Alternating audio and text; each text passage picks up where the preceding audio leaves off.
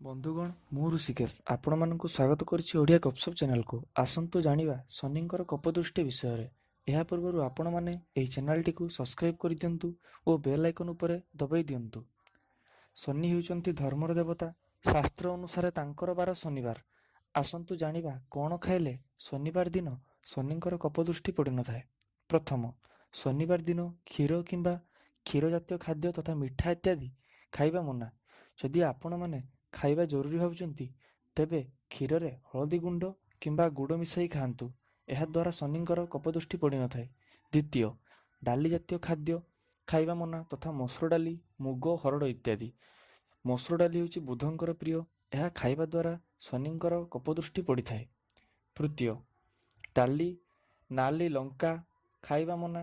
ଯଦି ଆପଣମାନେ ଲଙ୍କା ଖାଇବାକୁ ଚାହୁଁଛନ୍ତି, ତେବେ କଞ୍ଚା ଲଙ୍କା ବା ଗ୍ରୀନ୍ କଲର୍ର ଲଙ୍କା ଖାଆନ୍ତୁ। ଏହାଦ୍ୱାରା ଶନିଙ୍କର କୋପଦୃଷ୍ଟି ପଡ଼ିନଥାଏ।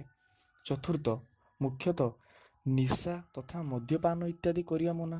ନହେଲେ ଏହାଦ୍ୱାରା ଶନିଙ୍କର କୋପଦୃଷ୍ଟି ଆପଣମାନଙ୍କ ଉପରେ ପଡ଼ିଥାଏ। ଆପଣମାନେ ଏପର୍ଯ୍ୟନ୍ତ ଯଦି ସବସ୍କ୍ରାଇବ୍ କରିନାହାନ୍ତି, ତେବେ କରିଦିଅନ୍ତୁ। ମୋର ଏହି ଭିଡ଼ିଓ ଦେଖିଥିବାରୁ ଆପଣମାନଙ୍କୁ ବହୁତ ଧନ୍ୟବାଦ।